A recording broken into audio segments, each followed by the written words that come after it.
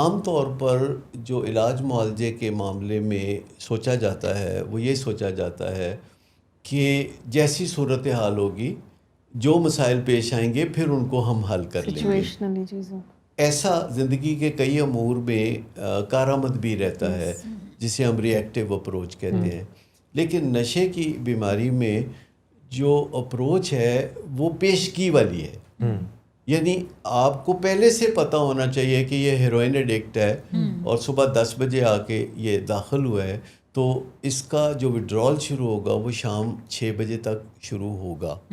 اور اگر آپ اس کے وڈرال شروع ہونے کا انتظار کریں گے تو پھر وڈرال آپ کے قابو نہیں آئے گا. آپ نے اس کو پہلے سے ہی پرو ایکٹیو اپروچ کے تحت وڈرال کو مینیج کرنا ہے. جیسے کسی کو ٹریول سکنس ہوتی ہے اور وہ لاہور سے کراچی جا رہا ہے تو روڈی اسٹیشن پہ اس کو پھر ٹرین سے اتارنا پڑے گا کہ وہ کسی اسپتال میں جا کے ڈرپ لگائے کیونکہ اس کو ٹریول سکنس ہو رہی ہے. لیکن اگر لاہور سے کراچی چلتے ہوئے وہ ایک گولی ایوامین کی یا ڈرامامین کی لے لیتا ہے تو پھر اس کو ٹریول سکنس نہیں ہوگی، فقط ایک چھوٹی سی گولی کے ساتھ. اسی طرح جو وڈرال مینجمنٹ ہے یعنی علامات پسپائی ہیں، یہ جو بھی نشہ کوئی مریض کرتا ہے یا منشیات کا ویرائٹی آف یوز کرتا ہے کوئی، تو آپ بڑی آسانی سے اس کو پرو ایکٹیولی مینیج کر سکتے ہیں. کیونکہ ایک تو یہ جو نشے ہوتے ہیں جب کوئی چھوڑتا ہے، کوئی شراب چھوڑتا ہے، کوئی کوکین چھوڑتا ہے یا ہیروئن چھوڑتا ہے تو ہمارے جسم کا ایک سسٹم ہے جسے ہم سمپیتھیٹک سسٹم کہتے ہیں. آپ اسے پھپھے کٹن سسٹم کہہ سکتے ہیں کہ یعنی وہ خام خواہ کی ہمدردی جتانے کے لیے پورے جسم میں الارم جو ہے بجا دیتا ہے اور ناک سے آنکھوں سے پانی بہنے لگتا ہے، رونگٹے کھڑے ہو جاتے ہیں، پٹھوں میں درد ہوتی ہے، نیند نہیں آتی، بخار چڑھ جاتا ہے، بلڈ پریشر اوپر ہو جاتا ہے. تو یہ سارا جو واویلا ہے اپا شیدہ کی طرح وہ شروع ہو جاتا ہے تو پھر وہ قابو میں نہیں آتا.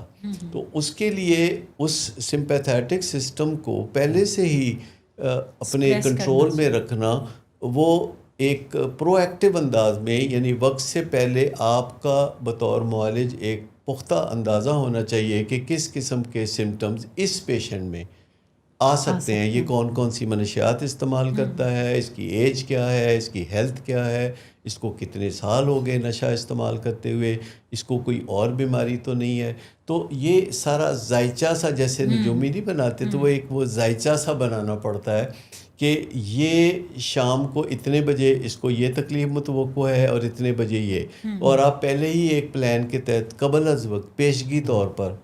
ایک پیش رو ایکٹیویٹی کے طور پر آپ اس کا علاج شروع کر دیتے ہیں. تو وہ کہتے ہیں نا نپ دی ایول ان دی بڈ، تو وہ چیز جو ہے پھر ابھر کے سامنے نہیں آتی. اور پھر اگلے مرحلوں کے بارے میں بھی کوئی پیشنٹ جو ہے وہ آپ سے جب بات کرتا ہے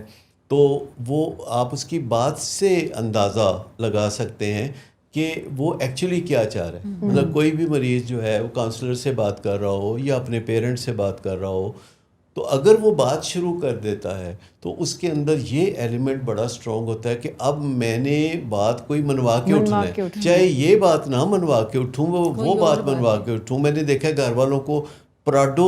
جب لے کے دینے کی فرمائش کرتے ہیں تو خیر میں ایک جوگر پہ مان جاتے ہیں، ایک برگر پہ مان جاتے ہیں. اسی طرح ہمارے ساتھ بھی جب آ کے بات کرتے ہیں تو وہ بات یہاں سے ہی شروع ہوتی ہے، کوئی بہت بڑی فرمائش شروع ہوتی ہے تو ہم کہتے ہیں کہ نہیں ایسے نہیں، ایسے کر لیں. تو وہ کہتا ہے پھر میری یہ بات مان لیں، یہ نہیں تو میری یہ بات مان لیں، مجھے گھر فون کرا دیں، گھر فون نہیں کرانا تو زنگر برگر منگا دیں، زنگر برگر نہیں منگا کے دینا تو کوئی اچھی سی کتاب دے دیں اپنی لائبریری سے، اور آپ اچھی سی کتاب کے الیور میں آ جاتے ہیں. آپ کہتے ہیں ہاں یہ تم نے بہت اچھی بات کی، یہ بہت اچھی بات تم نے کی، اور وہ دل میں کہہ رہا دیکھا اخیر میں نے منوا لی نا آپ سے بات. تو اس کو یہ بھی سمجھانے کی ضرورت ہوتی ہے کہ یہ جو آپ کی فرمائشیں گرگٹ کی طرح رنگ بدل رہی ہیں، یہ سارا پیچھے ایک ہی بیماری ہے کہ آپ کوئی بات ناجائز منوانا چاہتے ہیں.